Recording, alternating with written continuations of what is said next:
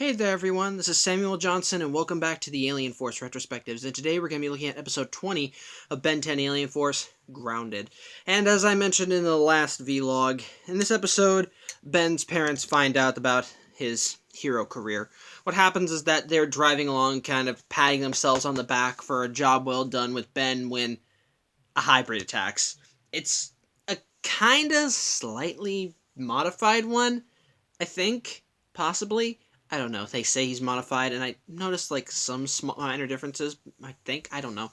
It could easily just be a regular hybrid, but I don't know, and I don't really care. Either way, they're fighting. Either way, it's in the street. It stops them, so they run away. They try running away, but they see Ben running towards the fray, and I guess they don't see Kevin or Gwen or whatever, but they see Ben running into the fray. They're wondering what the heck's he doing, and then they see him go alien to their shock. And while and Ben was able to fight with the hybrid enough, but the hybrid manages to get a backhand in, knocking Ben to the side. Meh. However, Gwen and Kevin come in to save his life, and the hybrid flees to the waterfront. And so the group decides to meet back up later after dinner and homework to see why he ran to the waterfront, because he seemed to go there in a hurry. And unfortunately, when Ben got backhanded by the hybrid, he got a black eye, which I kind of raised an eyebrow to, because he was Swamp Fire at the time, and Swamp Fire is a living plant, and even if he could somehow get a black eye, he can regenerate injuries, so I don't know. That doesn't make sense. But either way, when Ben goes home, his parents are there waiting for him. They're not happy, and of course, they want to know what the heck's going on. They're angry with their son for lying. They're scared for his safety, especially because of the black eye. So Ben spills the beans, tells them about Omnitrix, about how he used it to go alien, how he found it 5 years ago when he was a kid, and how for several years, and how his grandpa Max has been the one that told him to keep it a secret. And well, Ben's dad actually is angry. He gets mad, like really mad, because he just thinks it's more of his of Max being kind of secretive, because this is a minor retcon a bit, because a retcon to a retcon, if you will, kind of I can say it's a correction, but either way, what a little was made of. One of my problems with the episode was that apparently Gwen's parents knew about Max being a plumber, even though it was supposed to be this big secret, but they also knew that their mom was that. But Frank knew that his mom was an alien, which would mean that Carl would know. So yeah, it's a minor retcon that kind of corrects that, but it still makes me raise an eyebrow, because Frank still knew his mom was an alien, so that would mean Ben's dad Carl would know, which makes me wonder why they would still hide the plumber thing. I don't know. It's still stupid, and even when they say, "Oh, we knew he was hiding something from us," that still doesn't hide the fact that you knew your mom was an alien. So I don't understand the other thing. I'm sorry. It's still gonna get to me, and that's still a big plot hole, and it really does get to me, and I still don't like that retcon. But again, that's me getting off topic anyway. Pretty much after Ben spills the beans, not only are they angry that he hid something so important, they're angry. They're actually afraid for their son's safety. So after several failed attempts to get the Omnitrix off, they forbid him to use it. But Ben, being Ben, when Gwen and Kevin go to the dock later on to figure out what's going on, they call him, and he tries to run and help, but his parents catch him just when he goes alien, and they pretty much tell him they pretty much ground him. What am I saying? They do ground him. They send him to his room, and he was Echo at the time, so they call Ben, so he's able to send a sonic scream to their location to fend off a group of DNA aliens.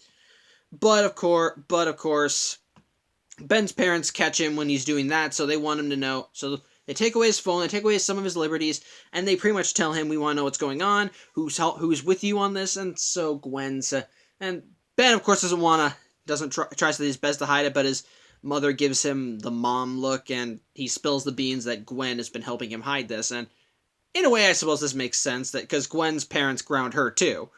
And in a way, I think this makes sense, because while Gwen's parents may know that Gwen has superpowers, I assume they also know that Ben has superpowers, but I suspect they didn't know that Ben's parents didn't know. And the fact that their daughter was helping Ben hide the secret probably would make them angry, but either way, pretty much, actually, this means that Gwen's parents are actually more okay with this, since they still know Gwen's doing this sort of thing, and they're still well okay with it. But anyway, I'm getting sidetracked again.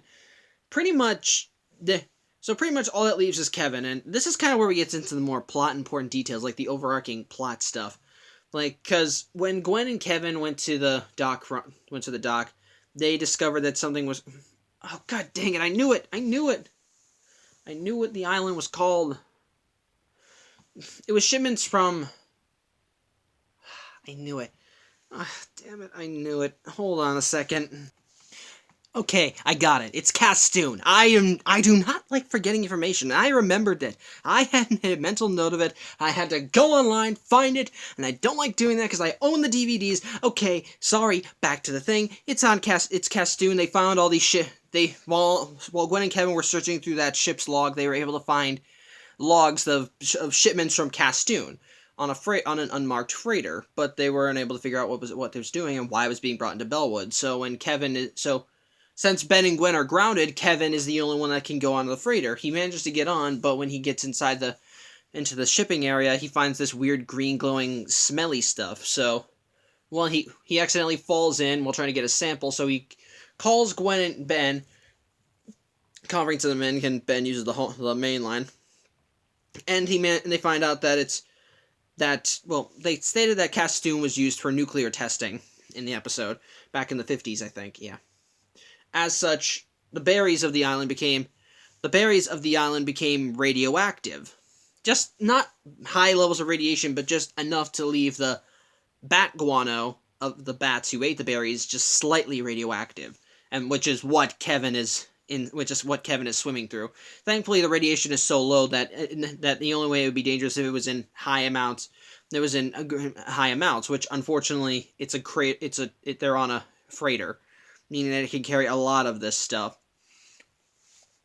However, of course, Ben's parents don't want Ben getting... Of course, Ben's parents, regardless of what he's doing, he's on punishment, so they tell him to get off. They hang Ben up, but Ben manages to go up to his room. It turns out Kevin managed to find a secure server and managed to hack Ben's computer so that Ben can help him.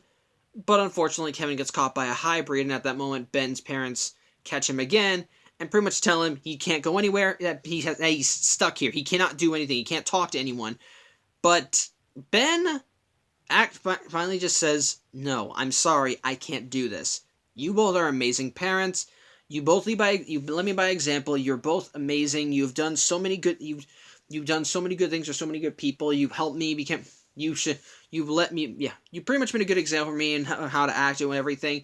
And I can't follow what you're saying right now without dishonoring everything you've taught me." So Ben goes alien, tells them that they can give him whatever punishment they want when he gets back, and he runs off to go help Kevin. He swims out to the freighter, gets on side, takes out all the DNA aliens, and he manages to save Kevin, who was trying to trick the hybrid into telling him what they want all this bat guano for. But Ben, of course, knocks the hybrid out. And it turns out that on the way here, Ben called Gwen and told her the situation. And it turns out that what they were doing when looking at everything, and I don't know how Gwen knows this, she wasn't there, but it turns out that what's going on is that they're actually filtering through the bat guano, and getting rid of all the unnecessary things, and then just leaving the radioactivity to create a highly valuable isotope to use as a power source. But they don't know what for, and the hybrid tells them it's a surprise before he sicks the DNA aliens on them. Ben and Kevin are able to fight them off, but the hybrid, of course, is too much for Ben, but just before the hybrid can kill him, Ben's parents somehow come to a freighter. I don't know. I really don't know. It's a freighter in the middle of the ocean. Maybe they got a boat or whatever. But bottom line, Ben's dad has a laser gun. So he shoots the hybrid off Ben. It turns out that this was just something they had in the attic, and he never once used it. He says he hated it, but I don't know, even as a kid, because he said it was in their attic since they were kids. I think even as a kid, I'd be a little curious, like, hey, that looks like a laser. I want to touch that. I think I'd want to do that. I don't know. But either way, they realize that Ben, despite the risks, this is something that he needs to do. This is something that he wants to do. He wants to help people. But so it's a nice little happy moment. But the hybrid gets back up.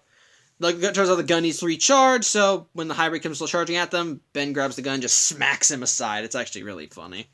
And so they sink the freighter, but the hybrid managed to get away. And Ben's parents are now okay with him being a superhero. And they lift the ban, they give him back his phone, and he runs off to another thing while his parents tell him to bring a jacket because it's in the middle of the desert. So honestly, I think despite some small little continuity errors in the episode, just little things that kind of get on my nerves, I think it's a very good episode. For starters, I want to talk about Ben's parents. This is the first time we've seen them in the show. Like, we saw them in the classic series in Goodbye and Good Riddance and Race Against Time, but well, actually, scratch that. We did see them briefly in Destroy All Aliens, but that came out later, so I suppose that wouldn't count. Sorry, I got this. I'm feeling something weird in my ear, but anyway. Pretty much, this is the first time we actually see them in full. In full. Hold on a second. Sorry about that, dog. Anyway, so, like I said, this is the first time we actually see them in the show, and honestly, I like their characterization. I like how they are. Like, they're kind of a mix between regular parents and the hippie type of parents that we saw in Race Against Time. Like, they still kind of believe in the new age stuff of giving their kid free reign, but they also clearly do have reigns. They clearly are parents. They definitely do have their authority over Ben. They have authority over Ben. And on top of that, they really are concerned with him. They do teach him stuff, and honestly, there are several moments when it does kind of seem odd that they are holding Ben back when all this dangerous stuff is going on, but then you also have to think from their perspective.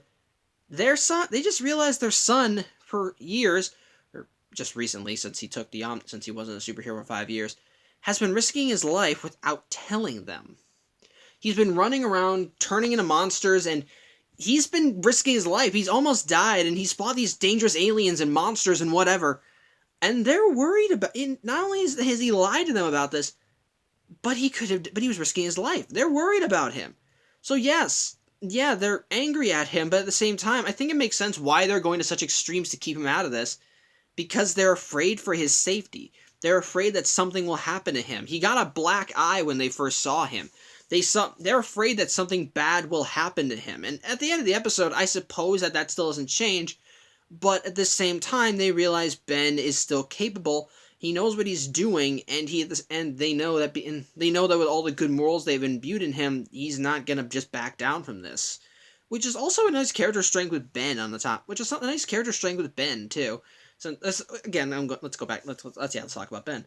Ben's big character strength, I think, throughout, even in the original show, is that he wants to help people. Even when he does stupid things or he's arrogant or whatever, he wants to be a hero. Wants to help people. That's what he wants. That's what he aims for, and that's exactly what this episode shows. That even when he knows he's going to be disobeying his parents, but his friends need his help, so he's going to do it even if they don't like it.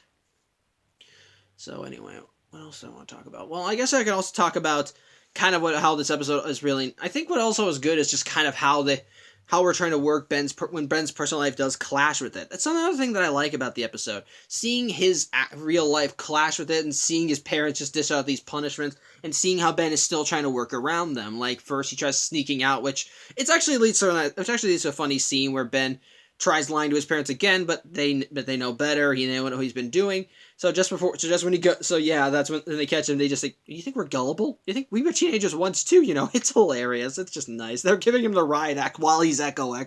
It's just funny too to see him skulk back to his room while grumbling while he's just this small little boombox guy. It's funny. Yeah, it's just rather funny. But anyway, yeah. It's just kind of nice seeing that, and on top of that, there is still some good action even with that. Even like seeing Kevin and Gwen have to cope, or seeing Ben use his sonic scream through the phone. It's really fun, even when his dad pulls out the laser gun. It's really nice. Even if the resolution is a little cheesy, since they're giving Ben this speech while the hybrid is still in the room, I would still think, yeah, time and place, dude, time and place. But I think it's really nice about that, and on top, and I know there's. Oh yeah, and another thing that I like is that it's all that even when it has all these nice stuff, it has this good story. It's got this Ben's parents realizing this, and Ben's parents realizing that he needs to do this, and on top of that, I think what's nice is that it's also furthering the overarching story with these things. Like you have the plot going on around it with Ben and his personal life, but then he brings in the radioactive bat guano and how they're using it as a power source. They make you wonder, what would they need all this power source for? need this power source for? Well, the arch probably would be a good idea. Like, pieces are just falling more and more into place, and the way they're and the way that they're bringing them in, while they're also still being able to do these other plots, kind of mixing filler with relevant episodes. I like that. It really works, and it's nice. It's actually, and honestly, there are some good laughs in this episode, even though it's surprisingly mature. Like Kevin having to work on his own, like when Ben says, "Oh, don't worry, I sent Kevin on it." When Gwen tells them that she was grounded too, yeah, they both immediately realize this is probably gonna end badly. It's rather funny. And again, when Ben's parents catch him, it's got some nice laughs when, especially when Ben's dad keeps trying to get the Omnitrix off using all these tools, and it doesn't even scratch the Omnitrix at all. Of his power tools are just useless. It's really funny. It's got some good laughs in there, but it's also it's actually a rather nice serious plot with there's some cheesy moments, but even then it's still got I do like the stuff with Ben. I do like the premise of Ben's parents figuring out and actually kind of having this adverse reaction because they're afraid for their son. Ben just trying to struggle between his hero duties and what his parents say. The furthering of the plot, there's still some good jokes. I like them. I like the resolution where Ben's parents just learn to accept that their son's a hero, and while they may have issues with that, they know it's the right thing to do, and he's still going to do it, and they're proud of him. I like that. It's just some nice stuff, right? It's just some nice stuff. So, yeah, pretty much it's just a very good episode, and I still enjoy watching it. So there are some minor issues here and there, but otherwise, yeah, it's still a very good episode. So, yeah, I guess that's pretty much it. Thank you for watching. Again, sorry this was delayed, but yesterday was just not a good day for me, but I'm not going to go into that right now. Next week it's going to be on Friday, but tune into that as hopefully I will have a guest. Hopefully I may not, but I really hope I am. I will hopefully have another guest with me as we look at the return of two of my favorite characters in this show. So, yeah. Thank you for watching. I'm Samuel Johnson. I'll see you then. Take care.